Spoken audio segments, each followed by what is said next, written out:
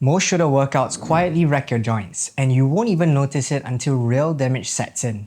I made this exact mistake for years. Now as a rehab and mobility coach working with busy professionals, I know the blueprint to turn aging joints into your greatest strength instead of your biggest weaknesses. So in this video, I'll show you how to build bulletproof shoulders that stay strong and pain-free at any age. Here's what almost nobody gets about shoulder health. And honestly, it's why so many people end up clutching their rotator cuffs in agony. Your muscles, they are like overachievers on an energy drink.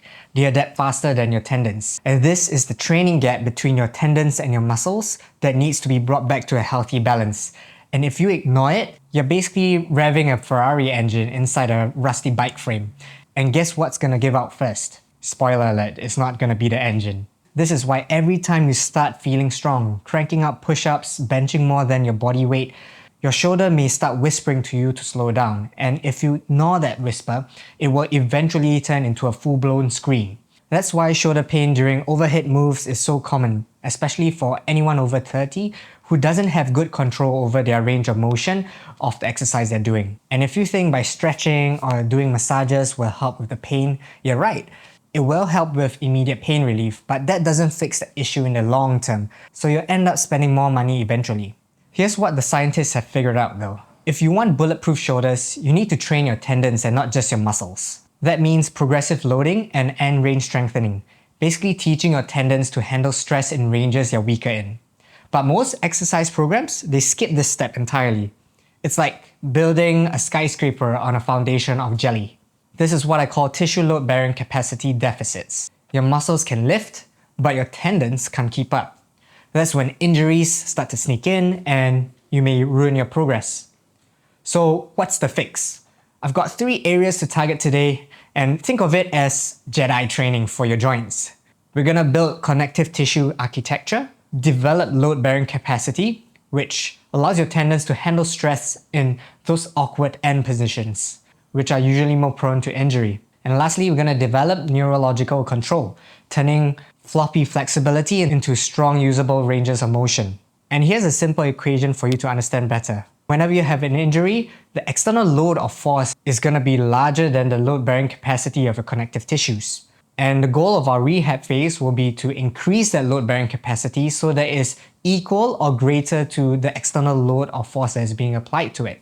And as we continue to increase that load-bearing capacity and it starts to be greater than whatever load and external force is being applied, then we can start to prevent more injuries better, especially when playing sports or doing any kind of physically demanding activities. So keep that in mind when we are doing exercises and why we're doing it. So if you want to prevent any injuries from occurring in the future, you need your tendons to be way ahead of the game. This isn't about just patching up pain, it's about building shoulders that are resilient for life and all the activities you're doing with it. So before we start getting into our main exercise categories, it's important to prime our joints and neurological sensitivity to create an environment to get the best results during training.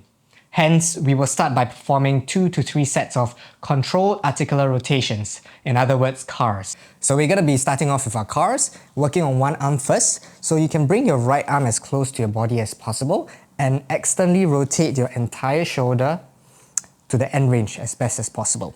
From here, we're going to breathe in, and then we're going to lock our body by tensing the entire body, isolating the movement to only the shoulder and the arm, and avoiding any compensatory patterns that may arise throughout the movement, so like your neck or your back. Okay, so I'm going to do an example for you to see.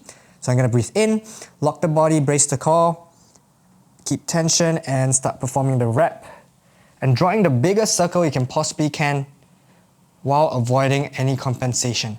Once you start to reach your ear, you're going to start internally rotating your shoulder, rounding to the back, and holding, maintaining the continuous tension throughout the movement, throughout the whole body. Okay, from here you're going to reverse the direction and unwind the shoulder and rotating into external rotation back where we started. Okay, the side view is going to be looking like this. So I'm going to open up. Once I reach to a point which I can't move anymore, I'm going to internally rotate my shoulder and start rounding to the back. And pull back. and unwind the shoulder. So in this position, there might be some of you who may want to arch the back, push the neck forward so that you can get more range, or just shift the body this way. This is an exaggeration, but you might feel the tendency to. So by keeping tension throughout the body, you're helping to stabilize your body even more and isolating the joint that you're trying to work. And that would be your cars. Perform this for about 2 to 3 sets, of course, on both sides, and each set performing about a duration of 30 seconds to 1 minute in a slow and controlled manner. This will help you to prime your joints for the next few exercises that we'll be doing. You might experience some creakiness in the joints, and that's totally fine as long as there's no sharp pain or shooting pain down your hand whatsoever, then it's totally fine. If you do feel that you have some shooting pain or sharp pains, you can avoid by detouring around the area and reduce the range of motion that you're working on to avoid those pains. So for today's demonstration, I'm going to be working on external rotation and internal rotation because these are the movements that help to connect with the deepest muscle groups within our shoulder joint. And as you may already know from my previous videos, I provide all these examples at the comforts of the home, so it's simple and convenient for you to work on it and not having to spend too much time just to go to the gym, back and forth, just to do these simple exercises. Of course, the gym is a great place to work if, like, say, you have all the equipment ready. Sometimes you just don't have the time and opportunity to go to the gym. That's why I'm doing all these videos at home. So for the external rotations, you're going to place your arms in a 90-degree position and you're going to lean gently against the wall, and you're going to imagine pushing against and rotating outwards this way instead of abducting this way. So in this position, you're going to drive your head into the wall, your shoulder into the wall, in that rotational kind of movement aspect. And you should hold this position for about 30 seconds to a minute, gradually increasing the intensity of the contraction from 10% of effort all the way to about 70% of effort. Okay, if there's any sharp pain at any point of time, just remember to reduce or just stop completely. And for your internal rotation, it's going to be similar. You're going to have your hand planted 90 degrees this way, and you're going to have your hand placed against the wall this way. And when you're working on your internal rotation, it's almost as if you're arm wrestling against the wall. So same thing, gradually increasing the muscle contraction from 10% all the way to 70%. You can also have a towel locked in here. So just imagine having a towel, folding it up, placing it under your arm so that you can have that biofeedback of not letting your arm come up this way. So I've shown you how to do it on a wall, but I would like you to understand the concept and the approach of it, because as long as you know how to engage a specific muscle group, then you can find different objects to work with. Like, for example, using bands, like I have a stretch band here that is not a resistance band. So it's allowing me to be in a static position. But even if you have a resistance band, which is a high resistance, that's okay as well. So you want to just find yourself in that position that we were in. So having that 90 degrees. So if this is internal rotation, I'm going to be in this position and just resisting. And if I want to work on external rotation, this is the other arm, then it's going to be on the opposite side. And like, say I want to work on shoulder flexion, I can always change my position and work on the isometric this way. So just be creative with it and identify which are your weaker areas, work on the weaker areas, find what objects you have. What are you doing? Go ahead. So just remember to identify which are your weaker areas so you can work on them specifically, and use whatever you have around you. Just make sure that you're finding and activating the right muscle groups when you're working on the isometric. Okay, you want to do this for about 30 seconds to 60 seconds for about 2 to 3 sets each time. One thing to also take note is to start slow, gradually progress, and avoid any compensation patterns. So the next category will be eccentric quasi-isometrics, EQI. And this is for developing your strength and control. This is where you supercharge your mind to muscle connection, because you're not just building tendon strength now, you're teaching your brain and body to work together like a well-oiled machine. More control, more power, and less funky feelings at end ranges and feeling uncomfortable. For the second exercise category, EQIs, I have a resistance band attached to a heavy object like my table, and I have the ones with a grip, so it's easier for me. If you have a loop band, that's fine as well. And from a seated position, if you're working on your right arm, you're gonna lift your right leg up, place it here this way, and you're gonna have your arms in 90 degree like previously, placed on the inside of the knee. Right? You're gonna find and we're gonna be working on the internal rotation, the eccentric part of it. So find yourself in internal rotation this way, and you're gonna find a sweet spot for yourself that allows you to contract to about 70% of effort. So if you need more resistance, you wanna pull away from the heavy object. And once you've found that sweet spot, you're gonna hold there for about 30 seconds to 60 seconds until you start to feel fatigue and start to fail. And you're gonna, in a slow and controlled manner, let yourself fail all the way to the other end, maintaining continuous tension. And then we go again. And if you feel that you don't have enough strength to pull it back in the concentric phase, you can use your other arm, bring it back here. And if you feel that you want to go more, pull yourself further out. And then hold it in that position, 70% contraction, all the way till you start feeling between 30 to 60 seconds. And then in a slow and controlled manner, let yourself go into external rotation. For the external rotation, just imagine I'm going to do, of course you're going to do it for both sides, but just for visual representation's sake, I'm going to work on my other sides. External rotation. Okay, so from here, you're going to find yourself left leg up, left hand that you're working 90 degrees this way, and you're going to place it on the outside of the knee. All right, and from here, you're going to bring it as far back as you can.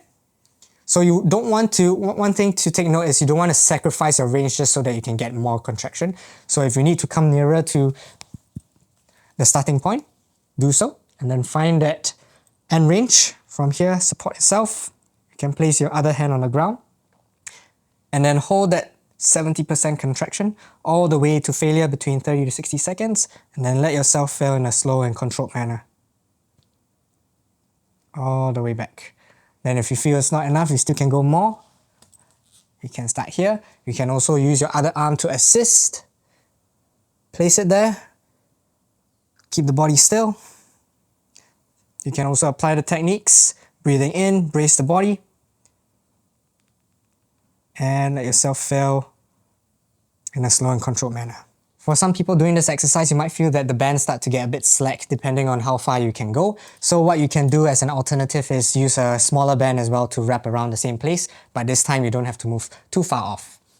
So for the standing alternative, you can find an immovable object or heavy object to wrap your resistant bands around. Same thing, and find your end range for your external rotation. From here, you can start to step out slowly to find that 70% contraction level.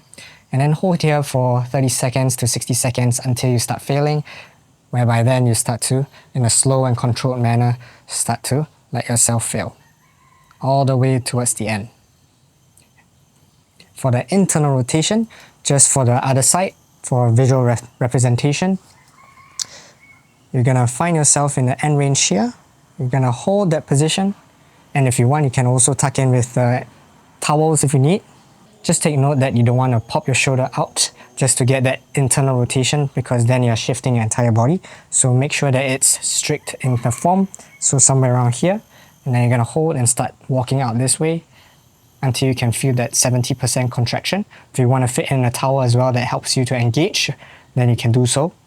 And then hold there for about 30 seconds to 60 seconds as well, and then slowly start letting yourself fail.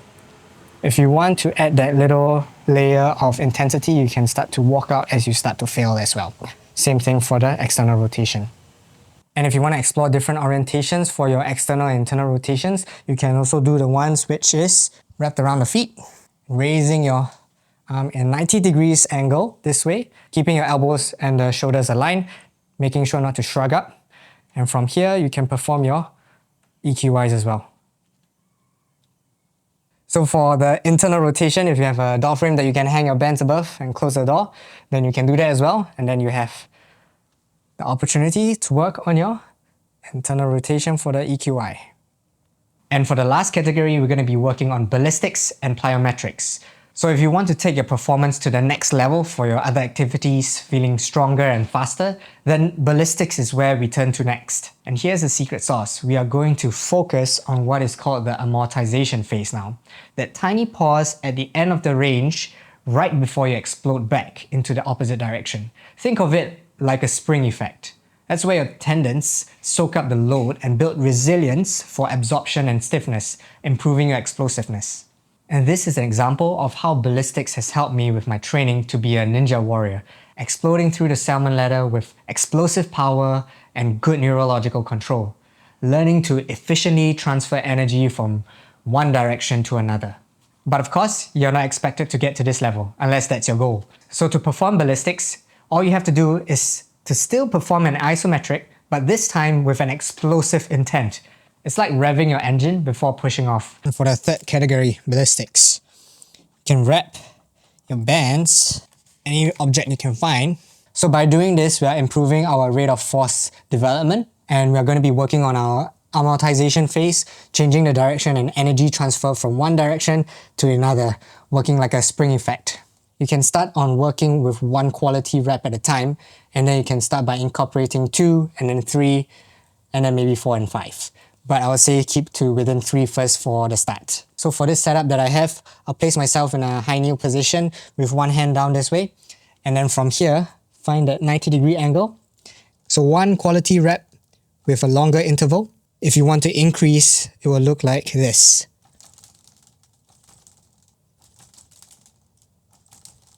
And for the internal rotation, if you have something to loop the bands, like a chair, maybe a heavy object, you can place it over, wrap it around, get it taut. And from here, you can work on your external rotation. So placing yourself in the 90 degrees, and then working from here.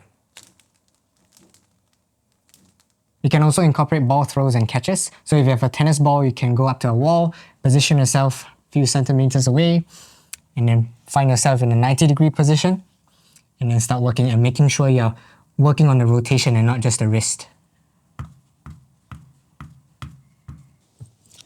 And for the opposite direction, on the external rotation, you can place yourself on the edge of the bed or the sofa, putting yourself in the 90-degree position. Stabilize the body, and then from here, work on the opposite end.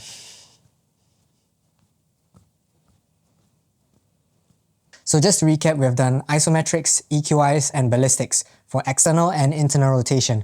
Of course, this is not limited to what I've shown today. There's so many ways you can be doing it. I'm sure you have seen other people do different kind of techniques, basic ones as well. So I just wanted to give you and provide you more options at home, and also more variety, because at the end of the day, our shoulders can move in different orientations, positions, so on and so forth. So I wanted to help you expand your approach on how you take your training for tendon training especially. Think about how you can apply these to those other different movement orientations as well.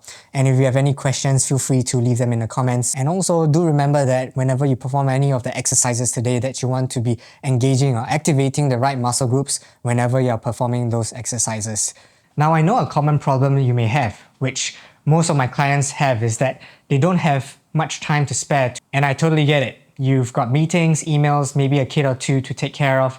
So how do you actually fit this tendon training into real life? Let me introduce you to the 24-hour training window.